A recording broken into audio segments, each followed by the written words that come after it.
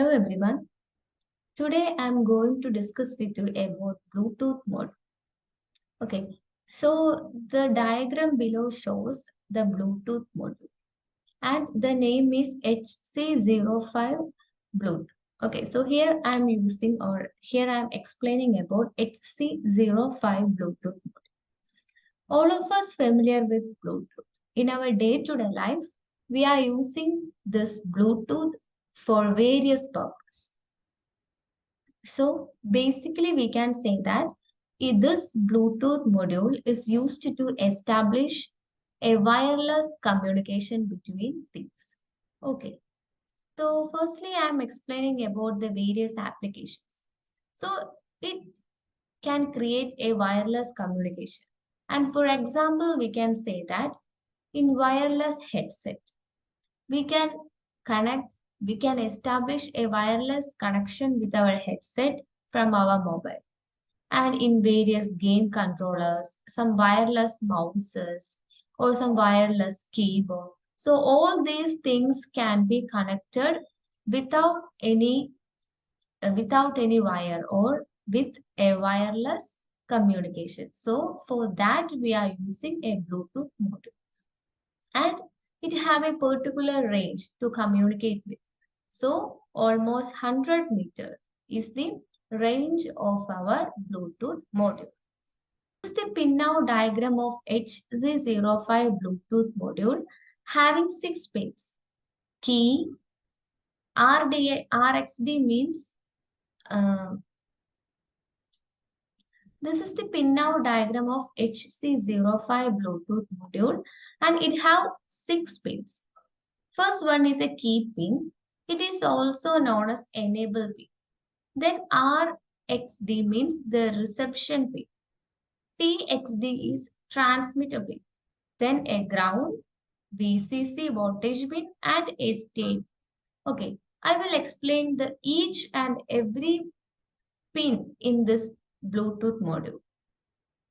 So the first pin, key or enable pin. It can be used to switch or it can be used to toggle between data mode and command mode. Okay, so our Bluetooth module can add 2 modes.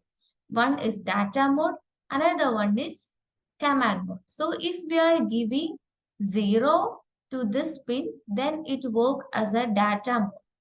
And if it is 1, then it will act as a command mode. Okay, so its default form is data mode.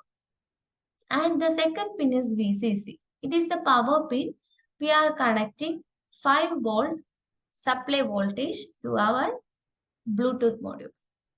Then there is a GND pin which is connected to the ground of our eBoard board. Then TXD, that means a transmitter pin. It transmits data. Okay, so this is the transmitter pin. The transmitter pin of Bluetooth is connected to the reception pin of our eBoard board. And there is a RXD, that means the receiver pin that receives the serial data. And the receiver pin of Bluetooth is connected with the transmitter pin of our eBoard board. And finally, we have a pin called state. It is connected to the board on LED. And if we can check the LED is working or not. So if it is working, the LED on board is on, otherwise it become off. Okay, this is the program that I am using here to connect my Bluetooth module with our eBoard. Okay, so here I am using 4 LEDs. So in this system, in this module, I am explaining about the working or the controlling of 4 LEDs by using this Bluetooth module. So I just initializing 3 variables to declare my pins. Okay, 3, 4, 5, 6. We can directly give this pin number here, but I am just using this. Okay, it is not a necessary thing. You can directly write the pin numbers here. Okay, so in the first session, in the void setup session, I'm just initializing all pin numbers. So M1A, so it is actually, I already give it that it is 3.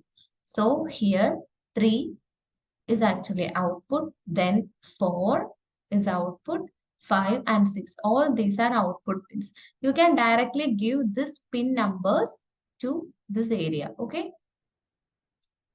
And here I am initializing the serial monitor also, okay?